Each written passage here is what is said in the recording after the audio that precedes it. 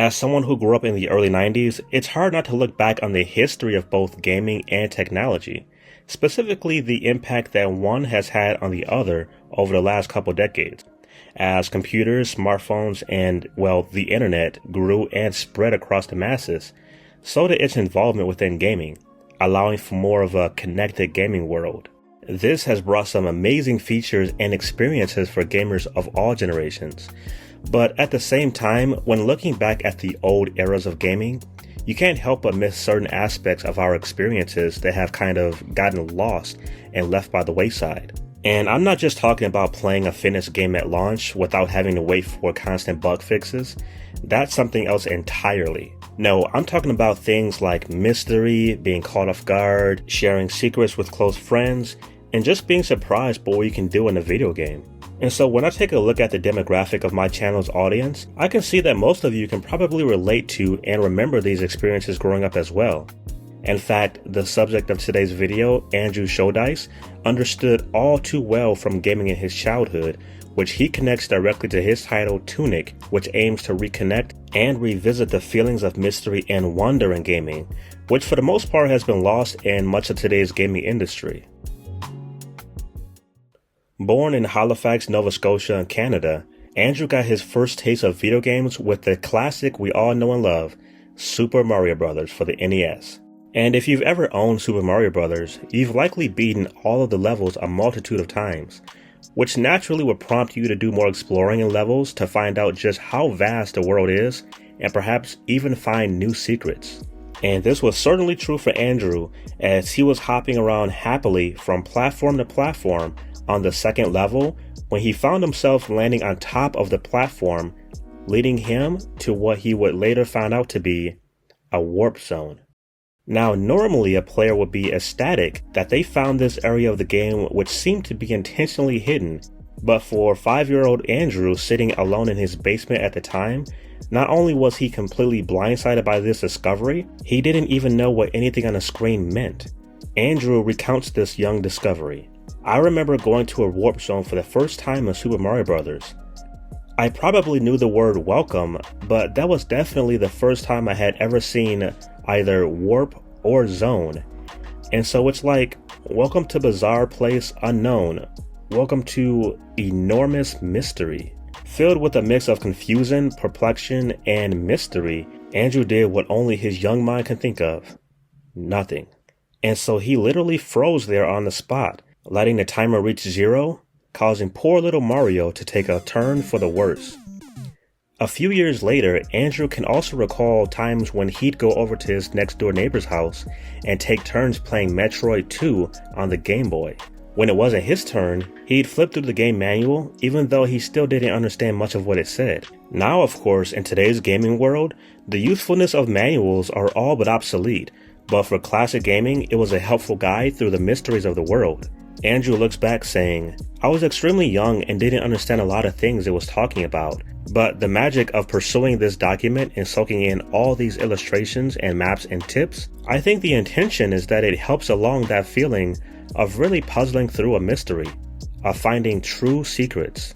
You can probably start to see how his experiences in gaming would shape up to be what inspired him to make something like Tunic. And I should mention that he also had fond memories of playing Zelda 1 and 2, which becomes pretty apparent from just the visuals and cover of the game, but we'll dive more into the specifics of that later on in the video. As time went on and he got to get his hands on more and more video games, of course he would eventually start pondering the idea of making a video game himself. I mean, he already had an active creative imagination, and even Andrew remembers his thought process around how to make a game.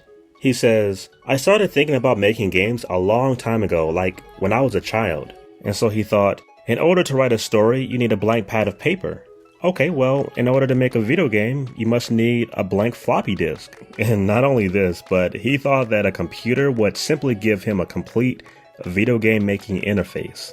Thankfully, someone would later inform him that in order for him to make a video game, he first needs to learn a programming language. And so with eagerness and excitement, he made his way to the library to rent out as many books on coding for BASIC as he was allowed to rent out at one time, and got to learning early and often. Now, he didn't actually write any lines of code with this knowledge, Well, not until a bit later when he realized that his 486 computer could write code with what's called QBasic installed on it. And armed with this kind of knowledge and a head full of ideas, he tried his hand at what he could do. Initially, he wasn't able to produce much outside of programming trivial guessing games, but later in high school, Andrew would create text adventure and action games with his QBasic knowledge. His skill in making these kinds of games would remain as a hobby going into college at Dalhousie University in Halifax in 2004, as he would pursue learning about coding websites. In a couple years, it led him to land a position as a web developer at a local company called D-Drive, but this only lasted about half a year.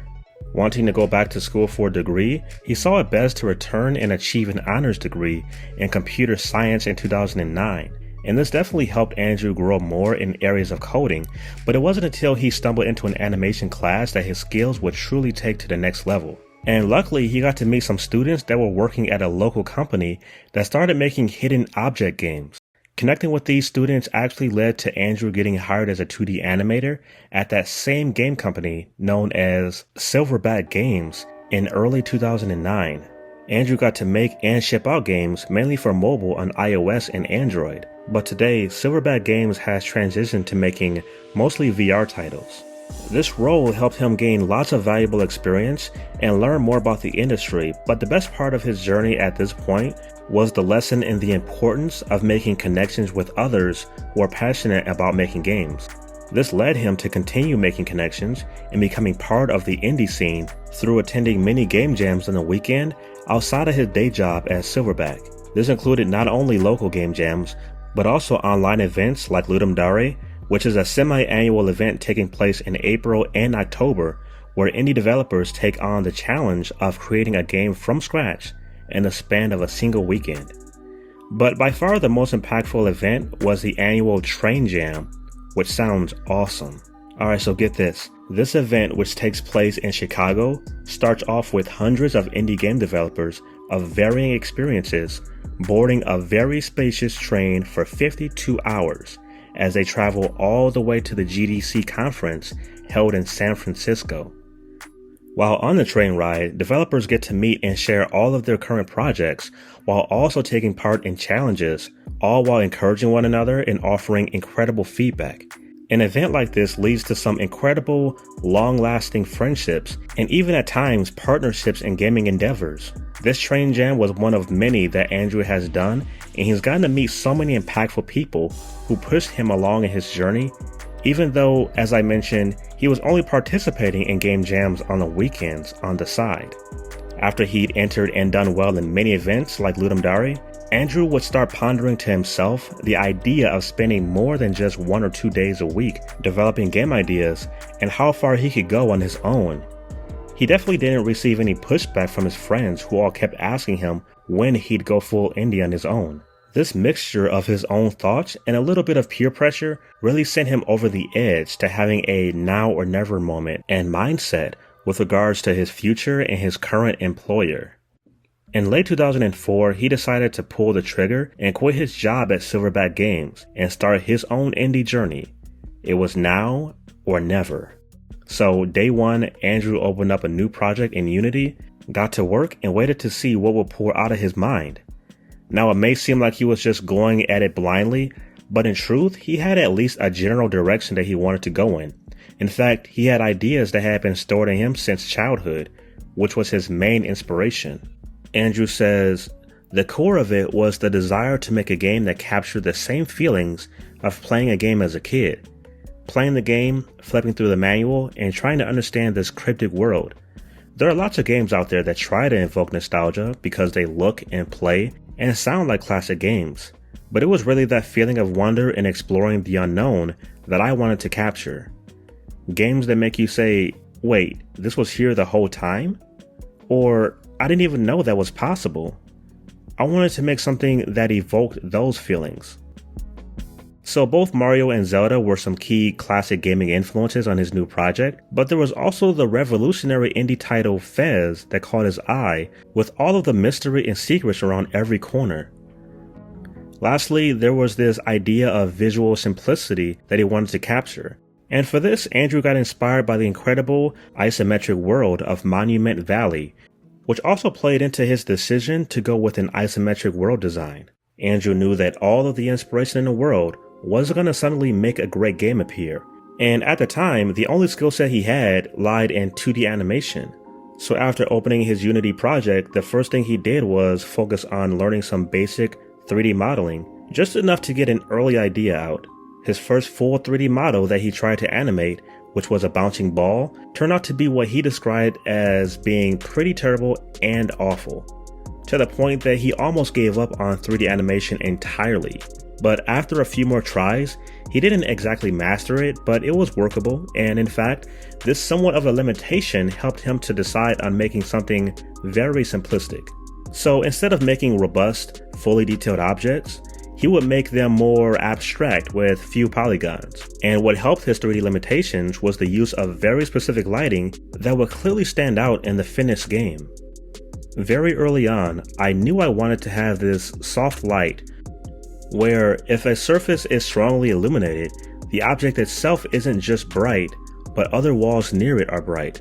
Like when sunshine falls on a hardwood floor, the room is filled with this light golden glow. So many people wonder, why a fox? Of all animals, what made Andrew decide on such a creature to represent the player?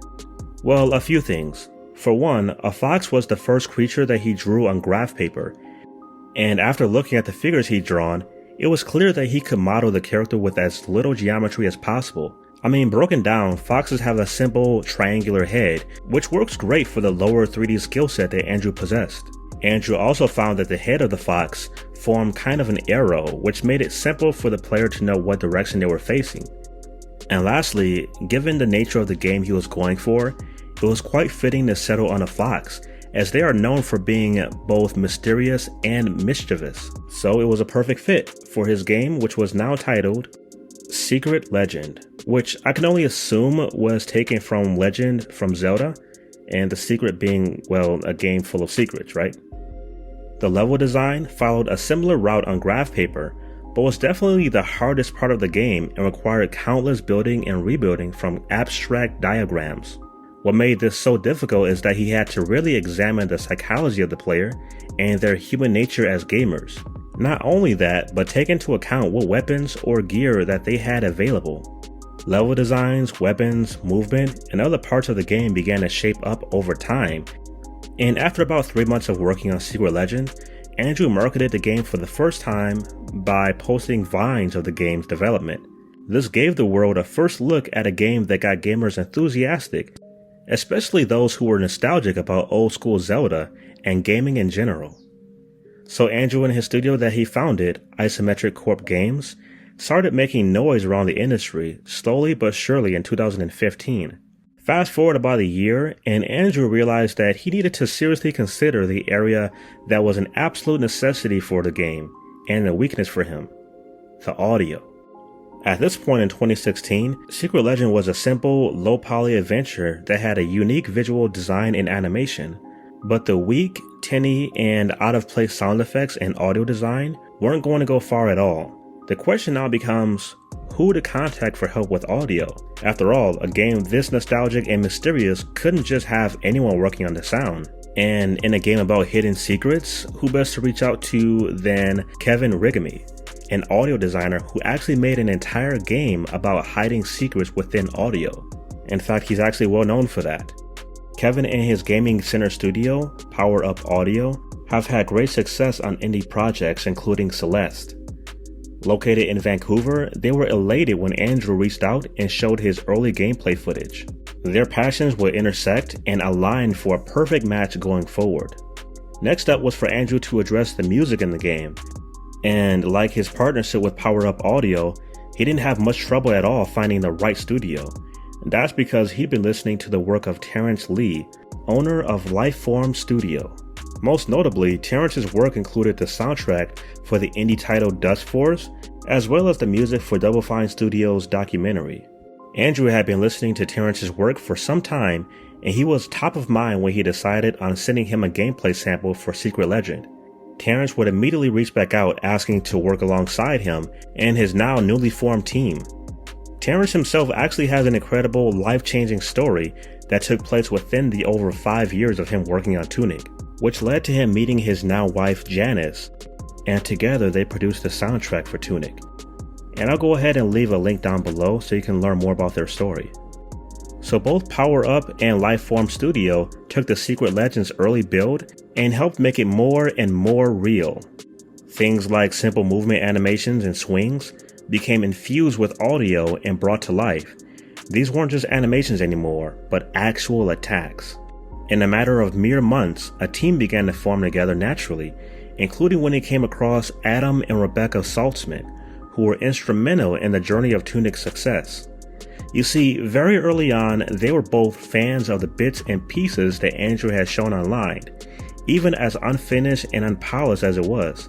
But behind the scenes, they had also developed a friendship and mentorship with him online, helping him navigate through the business side of gaming, which, as we are kind of finding out, is not exactly top of mind for many indie developers. And the unique thing about Adam and Rebecca Saltzman is that they happen to be the founders of gaming publisher Finji, located in Grand Rapids, Michigan. They developed a great relationship with Andrew since the start of the game, which organically grew into them becoming the publisher. Having more people on board came with great timing, because Andrew needed to prepare himself a short demo for his first official reveal at PAX West in 2016 at the Indie Mega Booth. Though the game was still very early in development, Secret Legends stole both the hearts of gamers as well as much of the show, even with a highly successful title like Celeste present at the event. A little over a year after PAX West, Andrew would join a Swedish incubator program called Stugan, which helped him stay focused and connected along with a few other developers who joined in to work on their projects together. This was a very cool resort where they all got to connect, have fun, and spur each other on, as the best way to go far in the games industry is to connect with others and grow together, as opposed to, keeping your hands close to your chest. Right after his time in Sweden, Andrew would fly over to Seattle, just in time to make it to the PAX Games Fair. This time, there were far more gamers anticipating getting their hands on Secret Legend. And at the time, Andrew really didn't get the memo for best practices at the event, including setting up guidelines around timed play sessions and time slots so that gamers wouldn't hog the game for hours on end. Thankfully, Felix Kramer, who at the time handled marketing and strategy at Finji, was able to assist Andrew in having more structure with his game booth. Many of the gamers who tried out the game had their expectations completely flipped upside down. They thought it'd be a simple game where you play as a little cute Link-inspired fox and run through enemies, only to be met with quick, painful defeats. They still found it to be quite fun and exciting overall, and while this event was even more successful than the prior PAX West, it also came with a bit of stress that is pretty natural for any new developer. And Andrew didn't want his many new fans, including those who were following closely on his email list, to be disappointed in the final product, because sometimes developers have a tendency to change the core of their game over time, from first reveal to the final product, and Andrew wanted to make sure to deliver on the game's promises. These gaming events helped to increasingly put Secret Legend on the map, but it wasn't until his biggest showings that things became surreal for Andrew. This goes back to his publishing relationship with Finji, but through their partnership, Andrew got to see his upcoming title shown on the big screen. And by that, I mean none other than E3 2017. And not only was the game shown to the massive audience on the Microsoft E3 stage, but he also captured the attention of a new massive fan base, to the tune of 1.7 million Twitch streamers, who were elated to see the clear inspiration and resemblance to the great Zelda titles. Fans who already saw the game on the horizon were also pleasantly surprised to see that Secret Legend had been renamed to Tunic. But I want to take a step back here and talk about more of the game's features and break down a few of Andrew's design decisions. Firstly, and perhaps the most notable part of the game's design, is the inclusion of the game's limiting but in-game manual, with some inspired Easter eggs from the original Zelda manual. Many old school gamers would especially appreciate the use of the manual, but what quickly became apparent is that A, the manual in its entirety is not open to the player from the get-go, and B, much of the text in the manual and the game overall was written in an undecipherable language from the onset. And the biggest reason for Andrew going this route actually goes back to his childhood Warp Zone experience, as well as reading manuals. Andrew says, "I hope it contributes to that feeling of reading an instruction manual written in a language you don't understand. Or, as is the case for me, reading an instruction manual when you are still learning to read." At first glance in the trailer and demos, the game seems to be fairly straightforward, but Andrew designed the game to be quite open to the player completing tasks and finding secrets in any order they please. This kind of decision in particular would naturally find the player stumbling into areas that they feel they aren't supposed to be in, and feel woefully unprepared. Andrew explains, "For me, it goes back to feeling like you're in uncharted territory. When you hit a wall and it feels like the end, suddenly breaking through that wall means there's now more game for you to explore." The difficulty of the game is something that would also spark some conversations in the community. In fact, fans who got their hands on the game even drew comparisons to some of the Souls games, like Bloodborne, which Andrew not only happened to also be a fan of, but drew some inspiration from. And perhaps some of the biggest reasons for the comparisons was the strategies needed to defeat enemies, as well as the included stamina bar. The difference, of course, being that Tunic's stamina works differently, and that you don't lose the ability to move or attack when you're out of stamina. Rather, you take more damage from enemy attacks. And it was very important for Andrew to make it clear that combat difficulty is not a main focus in the game, especially given that the game has loads of accessibility options and options to cater to players of all levels. For example, you can actually set your character to always have full health, which may seem like something that only a super casual player would even consider, but this is to make for a better experience for those that aren't looking for combat, but instead solving the game's many mysteries and learning more about the story.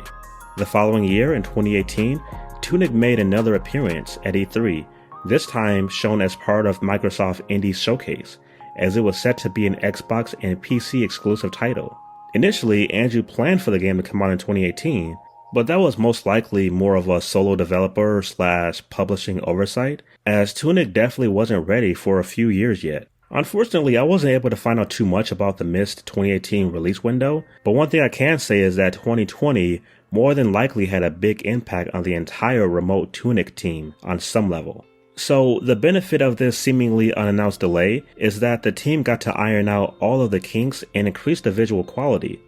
Speaking of which, Andrew later in Tunic's development ended up hiring and bringing on level artist Eric Billingsley, who is best known as being the lead programmer on the smash hit Cuphead. Eric was pleased to take the levels and its assets like rocks, grass, etc. and add new levels of fidelity to them, while not adding clutter to the overall visual experience. Eric explains, "It was an interesting challenge to find that aesthetic balance, because if you add too much detail to something, it doesn't look like Tunic anymore. There is this conversation of visual noise that we try to maintain, and if you have something too simple looking, it just looks like it's unfinished." In the indie games community, there are many people who hear the word indie and see a game's success and only credit the original developer for the work on the title, assuming that it was all done by one or two people. And in some scenarios, it's actually true, but not for the vast majority of indie games. And Andrew, at every opportunity, made sure to change the narrative of Tunic being a one-man show, giving credit to the entirety of his team and the amazing work they've done bringing the game to life. And on March 16th, 2022, they all got to see their work released into the wild and be met with incredibly high praises from gamers and reviewers alike. With a secret-filled game like Tunic released in 2022, or any time in the last 10 years or so, many people, myself included, would assume that the game's secrets would get spilled all over the internet in no time. But surprisingly, and perhaps miraculously, the secrets have remained very hush in the community. In fact, Andrew created a public Discord community for Tunic, with channels for gamers who are stuck in an area or can't figure out what the text is asking for them to do. And instead of giving direct answers and thus spoiling the surprise, fellow gamers only give seemingly opaque answers, like a jumble of emojis or random phrases, to help and encourage them to take one tiny step towards finding out the answers for themselves. This is completely awesome, and Andrew did not see this coming at all, and it's one of the many things that he's most proud of with the release and success of Tunic. After about a month removed from the game's release, Andrew was shocked to find out that some gamers actually found out some secrets that he felt were on the higher end of difficulty. But he doesn't sound too worried that absolutely all the secrets will be found. He says, "I don't think I ever want to say, 'You did it, everyone. No more secrets here.' So there's at least one secret that's just for me." Andrew Shouldice's story is one that is especially inspiring, given the fact that not only did he make a decision instead of letting the idea that he had, as vague as it was initially, pass him by, but he also designed so many parts of the game around his weaknesses. He didn't have a strong background in 3D modeling and animation, and so he just did what he knew he could do, while learning the areas in which he was lacking. And this wasn't an entirely solo endeavor. So he was happy to reach out for help in not only the visuals, but things like business and marketing, which is definitely a great takeaway for inspiring developers and gamers out there who have an idea or a dream that they want to see come to fruition. Thanks for watching.